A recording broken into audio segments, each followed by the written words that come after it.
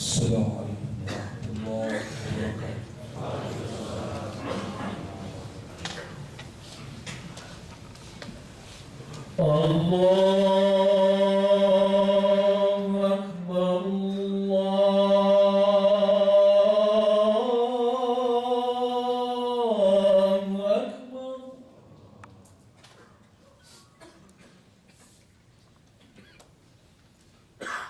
الله أكبر الله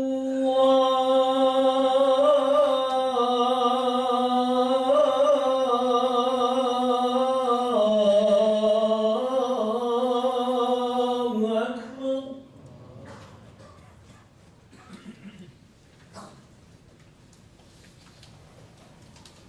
أشهد أن لا إله إلا الله.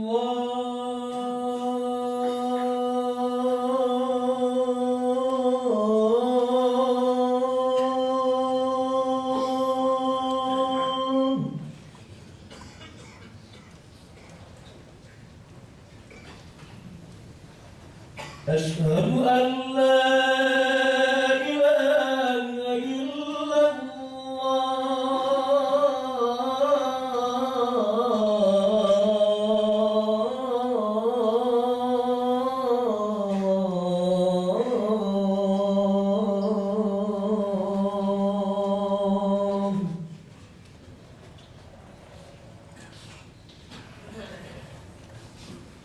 أشهد أن محمدًا رسول الله.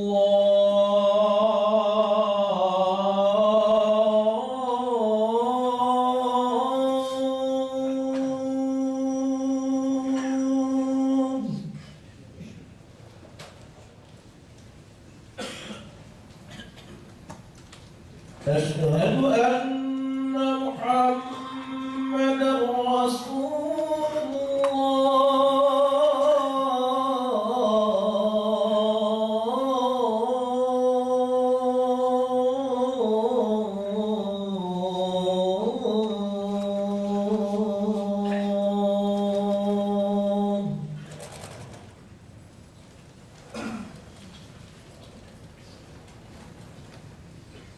حي على الصلاة.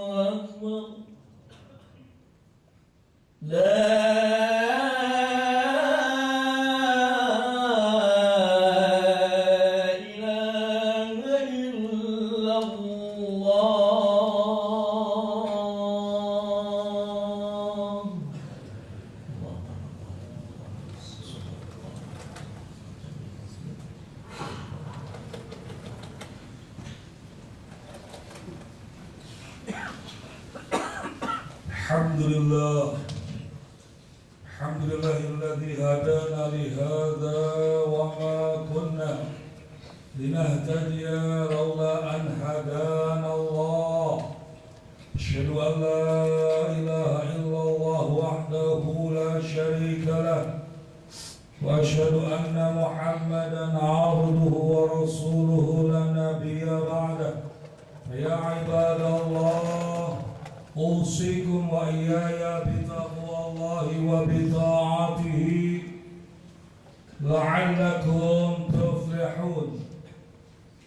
قد قال الله تعالى في كتابه الكريم وهو أصدق القائلين: أعوذ بالله السميع العليم من الشيطان الرجيم وقل اعملوا فسيرى الله عملكم ورسوله والمؤمنون. الآية. وقال النبي صلى الله عليه وآله وسلم: اتق الله حيثما كنت وأتبع السيئة الحسنة تمحها وخالق الناس بخلق الحسن. معاشر المسلمين في جمرة المؤمنين رحمكم الله. Marilah sama-sama kita tingkatkan keimanan yang sahih dan ketakwaan yang paripurna kepada Allah Subhanahu wa ta'ala, karena sesungguhnya kemuliaan derajat seorang muslim, seorang hamba Allah yang menjadi hamba bagi Allah, yang menjadi khalifah di muka bumi Allah ini adalah dengan keimanan dan ketakwaan yang paripurna. Dalam kesempatan yang berbahagia ini, marilah sama-sama kita mentafakuri hidup dan kehidupan yang kita jalani ini, bahwa tujuan yang paling utama dan paling utama Allah menciptakan kita tidak lain adalah untuk ibadah kepadanya. Beribadah, menghambakan diri kepada Allah, tidak serta-merta dikatakan ibadah kalau tidak ada kerja nyata. Karena itu bekerja nyata adalah karunia dari Allah. Karena perlu kita ketahui, pekerjaan yang kita dapati itu hakikatnya, esensinya adalah fadl, karunia dari Allah Subhanahu wa ta'ala. Tidak mungkin kita mendapatkan secara gratis pekerjaan yang layak, pekerjaan yang diridhai oleh Allah, kecuali itu semua karunia dari Allah Subhanahu wa ta'ala. Karena itu kita wajib mensyukuri karunia yang Allah berikan berupa pekerjaan yang layak, pekerjaan yang kita dapati, wajib kita syukuri dengan terus meningkatkan kualitas dan kuantitas kerja kita. Yang pertama dan utama adalah bekerja untuk Allah, bekerja karena Allah. Kalau pekerjaan yang kita lakukan tidak ada di dalamnya keikhlasan, adanya tafakhur, ingin bermegah-megahan, ingin bersenang-senang dengan dunia, maka pekerjaan yang kita lakukan akan mendapatkan hasil yang sangat-sangat mengenaskan, yaitu tidak akan mendapat karunia, bahkan hangus di mata Allah Subhanahu wa ta'ala. Kalau kita bekerja bukan lillah, bukan karena Allah, itu akan melelahkan dan akan terjadi kebosanan di dalam hidup ini.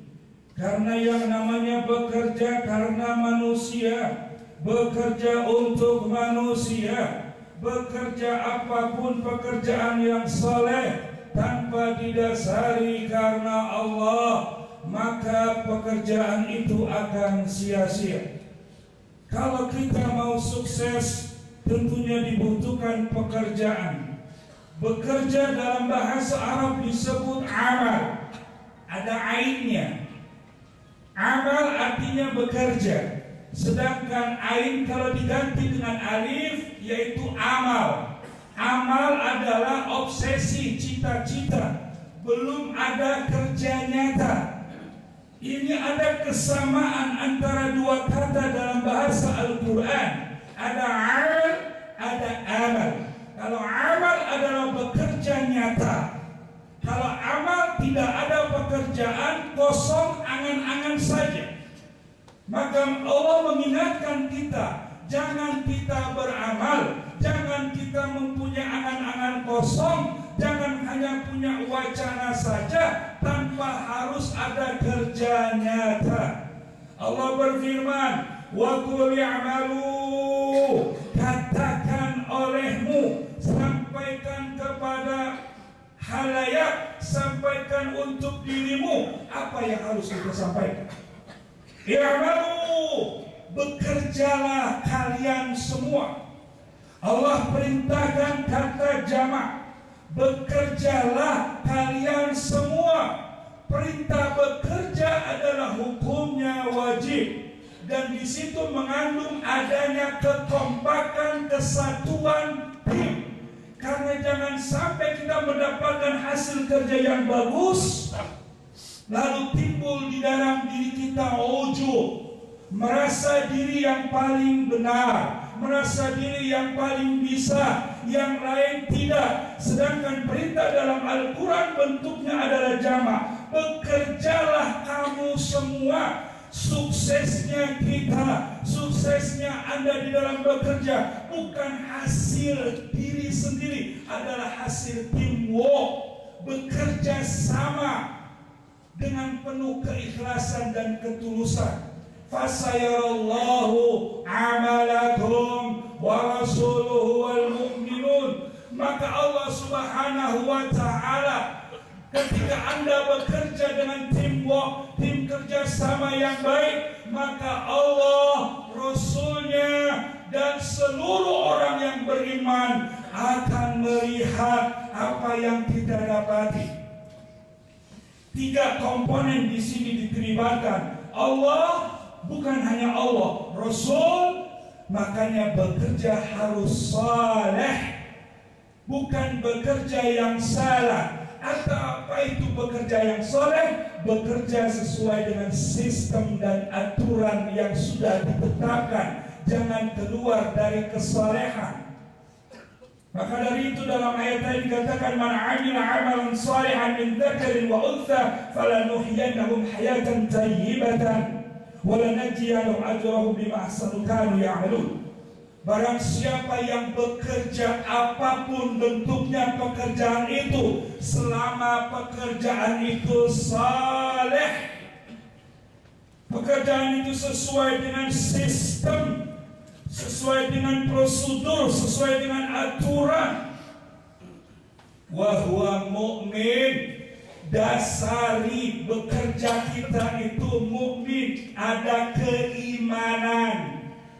Ada iman di dalam diri, ada self control di dalam diri.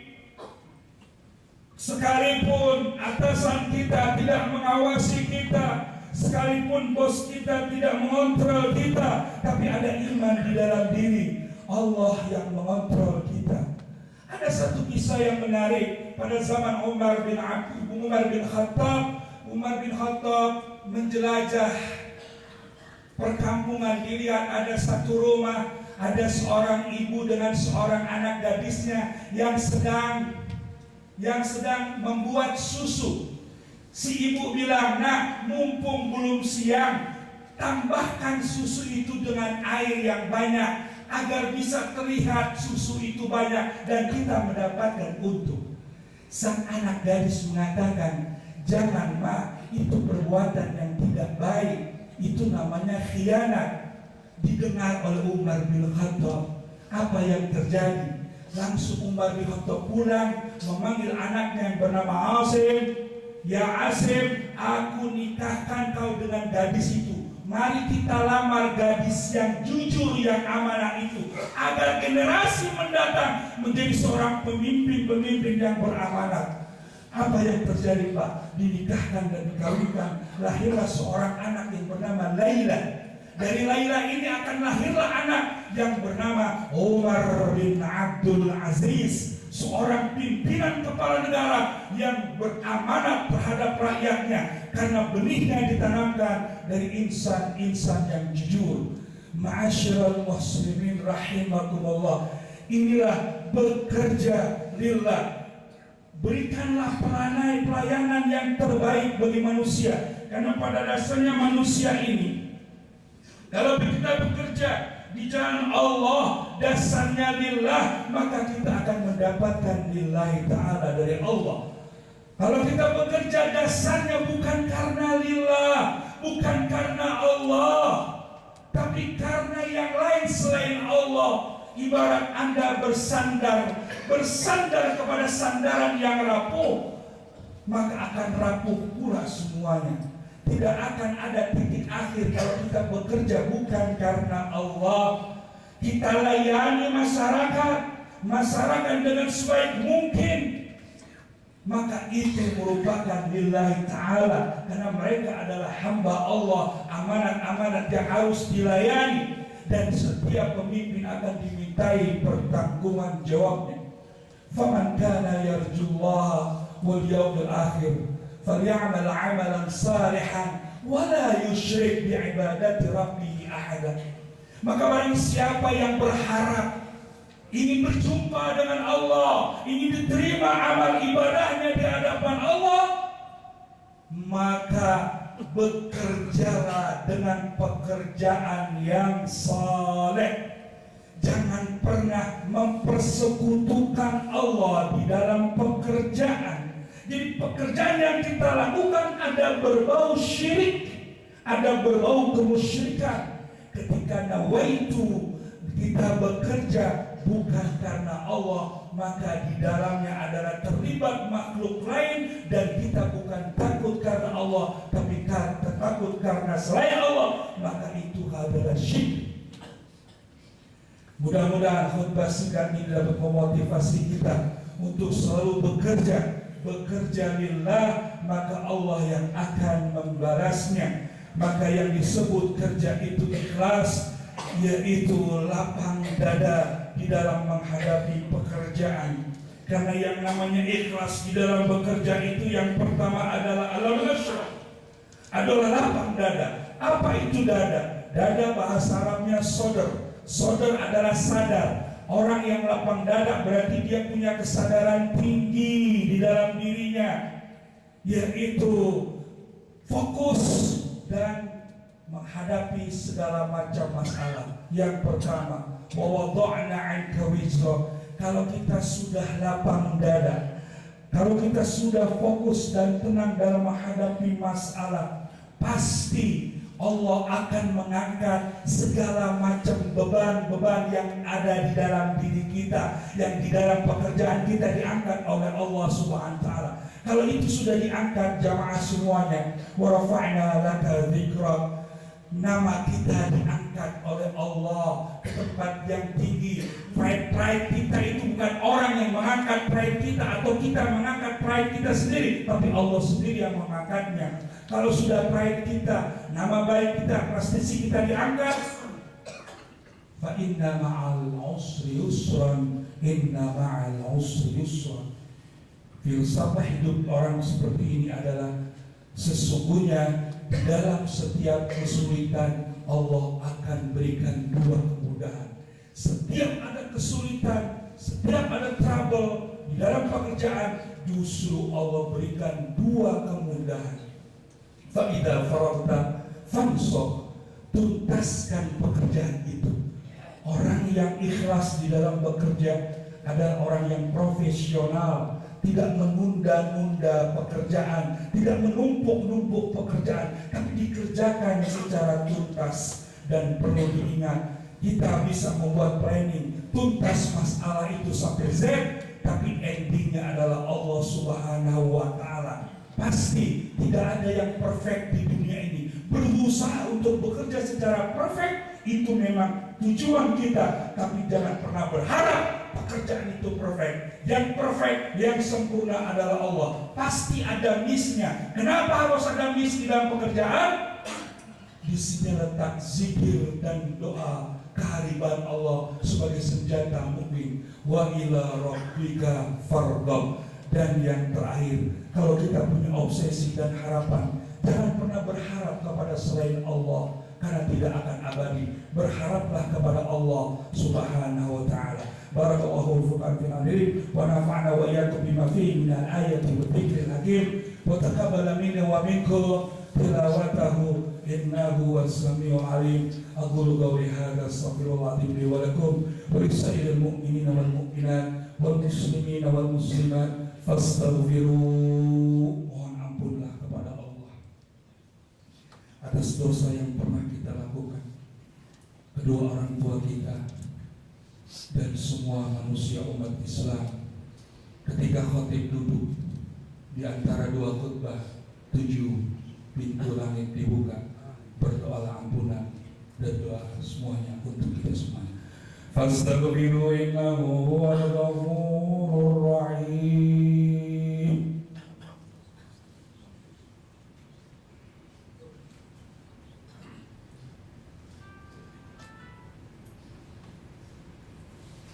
Alhamdulillah nahmaduhu wa nasta'inuhu wa nastaghfiruhu wa nastahdi ilayhi wa natubu ilayhi wa na'udzu billahi min shururi anfusina wa min sayyiati a'malina. Man yahdihillahu fala mudilla lahu wa man yudlil fala hadiya lahu. Asyhadu an la ilaha illallahul malikul haqqul mubin wa asyhadu anna Muhammadan Rasulullah shadiqul wa'dil amin. Salawatullah wassalamu ala sayyidina Muhammad Nabiyil Arabiyil Amin wa ala alihi hudatul muhtadin wa ashabil akhyaril muntakhabin sallallahu tasliman katsira. Asyhadu an la ilaha illallahul malikul haqqul mubin. Asyhadu anna Muhammadan Rasulullah shadiqul amin. Ya ibadallah, usikum wa iyaya bittaqullah wa bita'atihi la'allakum tuflihun. Ma'asyiral muslimin rahimakumullah. Khutbah kedua, kesimpulan dari khutbah pertama ini, kita ingin sukses dan kita ingin bahagia. Dua itulah yang dicari oleh orang hidup. Orang hidup akan selalu mencari bagaimana sukses. Orang hidup, manusia hidup akan mencari bagaimana bahagia. Sukses dan bahagia parameternya jelas berbeda. Sukses parameternya apa yang kita hasilkan, sedangkan bahagia apa yang kita rasakan. Rasul mengatakan as-sa'adatu hahuna. Beliau tunjuk dadanya sambil mengatakan kebahagiaan itu ada di dalam sini. Dia tunjuk dadanya, itulah kebahagiaan. Adapun sukses adalah apa yang kita hasilkan. Sukses yang abu-abu, sukses yang penuh dengan penipuan, kecurangan bisa didapat. Namun sukses yang saleh itulah yang kita harapkan. Kita mau sukses, kita harus bekerja keras dengan pekerjaan yang saleh, yang baik, yang transparan, yang penuh dengan amanah, yang sesuai dengan prosedur, aturan yang berlaku. Itulah saleh. Makanya di dalam adzan 5 waktu selalu dikumandangkan kalimat hayya 'alal falah. Itu sukses. Itu hayya 'alal falah, menuju kemenangan. Itulah sukses. Sedangkan bahagia adalah didapat dengan hayya 'alas shalah, tegakkan salat. Bahagia dengan salat, sukses dengan kesabaran. Sukses didapat dengan kesabaran, dilambangkan dengan hayya 'alal falah, menuju kemenangan. Itulah sukses. Harus dengan kesabaran. Dalam khutbah yang lalu saya sampaikan, sabar itu adalah daya tahan yang kuat, daya juang yang tangguh, aktif dan kreatif. Itulah sabar. Itulah sukses. Yang kedua, bahagia dilambangkan dengan hayya shalah, menegakkan sholat, bukan mendirikan sholat. Mengerjakan sholat mudah dilakukan, hatta dia bukan muslim, dengan bacaan bahasa Arab yang fasih, gerakan yang bagus bisa dilakukan. Tapi yang diperintahkan, tegakkan sholat, hidupkan hati, batin dengan selalu mengingat Allah. Itulah tegaknya sholat. Tegaknya sholat dengan menghidupkan hati selalu bersama Allah. Karena itu, kenapa sholat yang paling utama diperiksa? Sholat juga yang paling utama diperiksa. Bila sholat itu bagus, maka seluruhnya menjadi bagus. Filosofinya, di dalam sholat ada tutur kata dan sikap. Orang hidup selalu terbentuk dengan tutur kata dan sikap. Semoga bermanfaat buat kita semuanya. Marilah sama-sama kita berzikir bersama sesudah salat fardu dengan kalimat yang paling mulia, la ilaha illallah, yang pernah Allah sampaikan kepada seluruh nabi. Bahkan pernah Nabi Musa meminta kepada Allah, ya Allah, berikan aku zikir bacaan yang aku baca beda dengan umatku. Lalu Allah mengatakan, bacalah ya Musa la ilaha illallah. Nabi Musa protes, kenapa harus baca la ilaha illallah? Seakan-akan Nabi Musa menganggap remeh kalimat la ilaha illallah. Lalu Allah berfirman, "Lau anna as-samawati as-sab'a fi kafatin wal ardina fi kafatin wa la ilaha illallah fi kafatin la tubhin." Ya Musa, sekiranya 7 lapis langit beserta isinya, 7 lapis bumi beserta isinya ditimbang dalam satu timbangan, maka kau baca kalimat satu kali saja la ilaha illallah masih lebih berat timbangan la ilaha illallah. Begitu mulia kalimat la ilaha illallah. Karena di dalam kalimat la ilaha illallah itu ada 4 kata untuk menutup pintu masuknya setan. 1 la, 2 ilah, 3 ilah, 4 Allah. 4 inilah menutup pintu masuknya setan dan iblis yang berjanji, saya akan datangi manusia dari depan, dari belakang, dari kanan dan kiri. Wallahu a'lam bishawab. Anna Allah ma'akum bima barafi bi nafsi wa thana bi malaikatil musabbihati bi qudsi wa thana bikum min baridil jinni wal insi fa qala ta'ala insyadan lana wa ta'lima inna Allah malaikatahu yusalluna 'alan nabi ya ayyuhalladzina amanu sallu 'alaihi wa sallimu taslima. Warḍallahu 'anil arba'atil khulafa'ir rasyidin sadatina wa mawalina wa immatina Abi Bakr wa Umar wa Uthman wa Ali. ثم إلى سيدنا الشريفين الحسن والحسين رضي الله عنهما وأمهما سيدتنا فاطمة الزهراء وخديجة الكبرى ثم إلى سيدتنا عائشة رضا وإلى بقية الصحابة والقرابة التابعين وتابعين تبعهم بإحسان يوم الدين وعلينا وعليهم برحمتك يا أرحم الراحمين. اللهم اغفر للمؤمنين والمؤمنات والمسلمين والمسلمات والمحسنين والمحسنات الأحياء منهم والأموات. اللهم اعز الاسلام والمسلمين. اللهم اجعل بلدتنا اندونيسيا بلدة طيبة ورب الغفور. Ya Allah, jadikanlah negara kami negara kesatuan Republik Indonesia, negara adil dalam kemakmuran, makmur dalam keadilan. Ya Allah, perbaikilah agama kami yang menjadi pegangan hidup kami. Perbaikilah dunia kami yang menjadi penghidupan kami. Ya Allah, jadikanlah kehidupan ini terbentuk kebaikan. Jadikanlah kematian itu berhentinya kami dari segala keburukan. Rabbana hab lana min azwajina wa dhurriyyatina qurrata a'yun waj'alna lil muttaqina imama. Allahumma atina fid dunya hasanah fil akhirati hasanah wa qina adzaban nar. Ibadallah, innallaha ya'muru bil 'adli wal ihsan wa ita'i dzil qurba wa yanha 'anil fahsya'i wal munkari wal baghi ya'idukum la'allakum tadhakkarun. Fadhkurullaha yadhkurkum washkuru 'ala ni'amihi yazidkum wa lidhikrullahi akbar. Wallahu ya'lamu ma tasna'un. Aqimus shalah.